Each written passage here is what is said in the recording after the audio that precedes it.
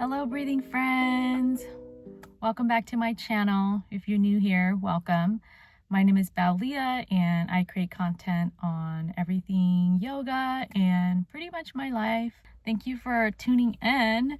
Today's video, I was thinking about redoing my podcast video that I did with a friend of mine, Kajua, on my yoga journey. I feel like it's a little outdated, so let me talk about how I found yoga and been practicing yoga since. First and foremost, I want to thank everybody who has been tuning in and engaging in the videos. It's helpful to know that I'm not alone in the things that I'm going through and that we are all trying to life. And that's one of the main reasons why I share is to it's actually just been very healing to get it out there, and I kind of feel like I have no more, less secrets to hide once I click upload and it's out there. It's just been a very healing experience. I don't know, can't explain it. So I want to continue to film things that are coming up for me as I embark this figuring out journey, just trying to live a more content, a more peaceful, a more life that's authentic to me and true to me. That's I guess is my goal in life. My last two video was on my journey with alcohol. If you haven't watched them, give them a watch. I feel like in that video, as I watched them back, there's a section in the video where I talk about how I found yoga. And so I thought with this video, I talk about that.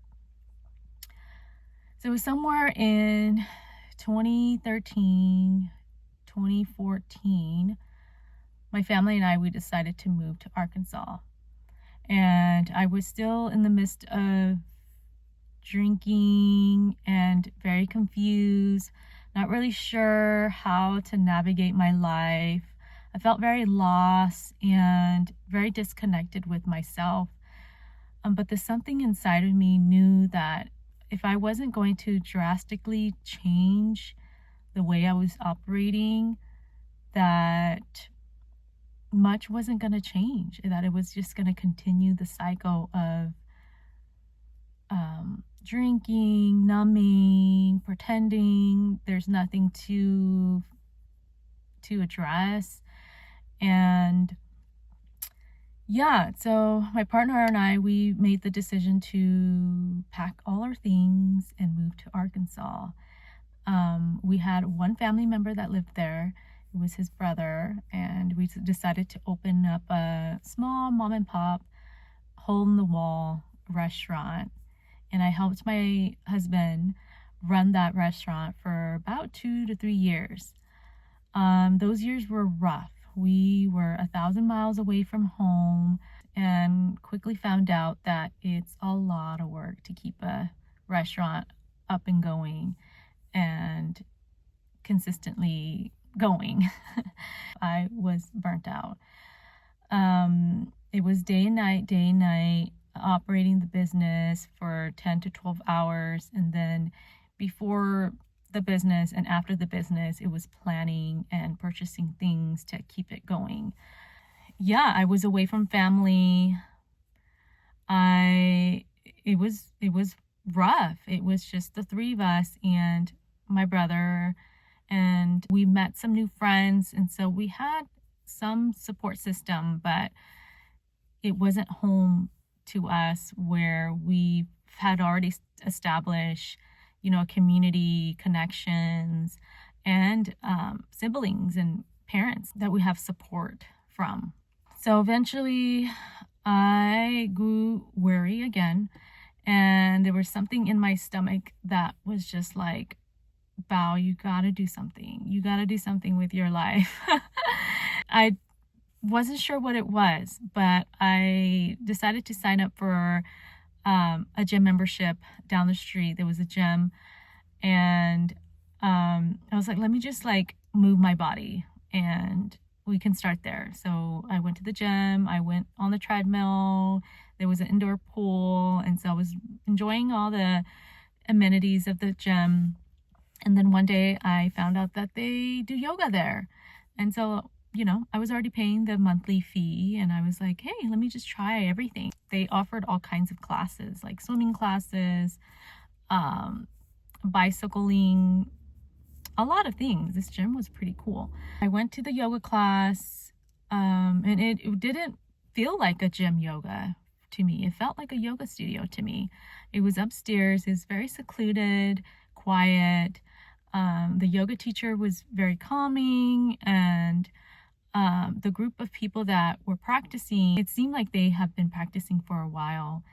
And I did my first class, and after that class, I felt very light and less stressed.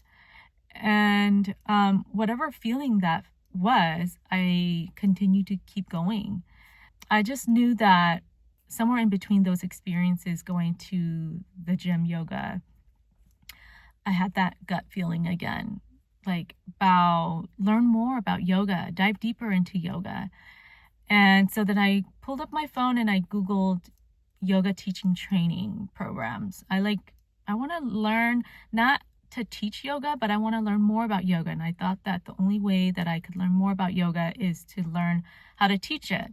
Even though I was so intimidated by teaching anything, I was not good at public speaking. And I remember it was like, once I make a decision, which I actually take a lot of time to make decision, I can be indecisive sometimes. When I get this gut feeling, it's kind of impulsive. It's kind of like, do it. And I like jump and do it. And so I started looking for yoga teaching training programs in my area in Arkansas, and found a local studio was offering a yoga program.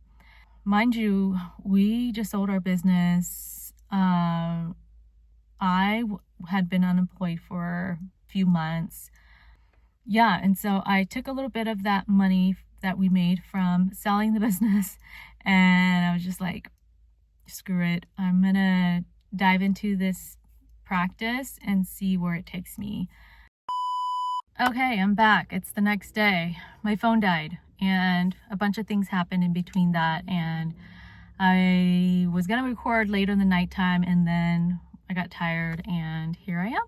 Okay, so where was I? Okay, so I found a local studio in Arkansas that was offering yoga, a yoga teaching training program, and not having been to the studio nor met the teachers that were leading the program, it was that feeling again, pulling me towards this offering, and I just signed up for it. Then it was like 2 months before the program started, and I had 2 months to prepare. So I remember like going to the public library and checking out books on yoga, diving deep into the yoga documentaries on YouTube and on Netflix, just absorbing as much as I can, preparing as much as I can for the program. And boy, the program was intense. Just me-wise, it was like I ran into a wall and I woke up, and it felt like that feeling you get when you wake up from a very long nap and you're like, you're up and you're aware, but it's like really hazy. And so that's what it felt. And I'm so thankful that the yoga teachers that led that program were so warm and comforting and so supportive and patient with me. They had been in their figuring out journey too for years. I learned a lot from them. They had lots of connection in the yoga community in Arkansas and brought in guest speakers. And so we got to learn a lot from other healers in the community. The students that were in the cohort were also supportive, and we built this sisterhood community. And so I was really thankful for that group and for that connection and bond that we created through the program. Though I am super grateful for the teachers and the students, a lot of the work had to come from me and my willingness to commit to the program and to my growth and learning and diving deeper into the practice.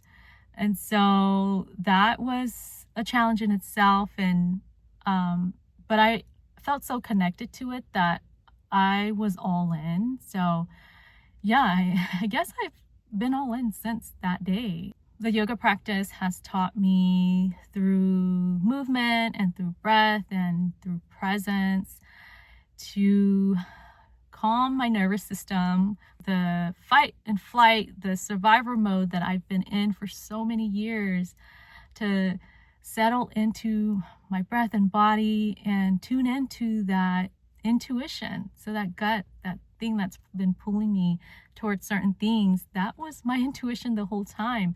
I was so afraid to connect with it and to listen to it. And yeah, now that I've gotten more confident and spent more time with my body, with my breath, with myself, and being in the present moment, I've been able to connect more to my intuition and listening in and trusting it and letting it guide me. This process has taught me how to show up for myself, show up for others, my loved ones, and for the community. It's taught me so much to be more present, to be more loving and compassionate and patient. A lot has happened since that program. Like a few years later, I dived into 300 hour in Costa Rica, and then I did a Vipassana meditation course. It's a 10-day silent course up in North Fork. I wanted to dive deeper into my meditation practice. Just earlier this year, I went to India to do a 100 yoga teaching training program. And so, yeah, it just seems like I'm getting pulled to dive deeper, and I'm just following that intuition and letting it guide me where I need to go. So yeah, comment below. Let me know what stood out for you, what's speaking to you. It doesn't have to be about yoga. It could be about other healing modalities that you're interested in or you are practicing. Share that with us, and let's continue to support each other and uplift each other in this space. And I will see you at the next video. Okay, bye.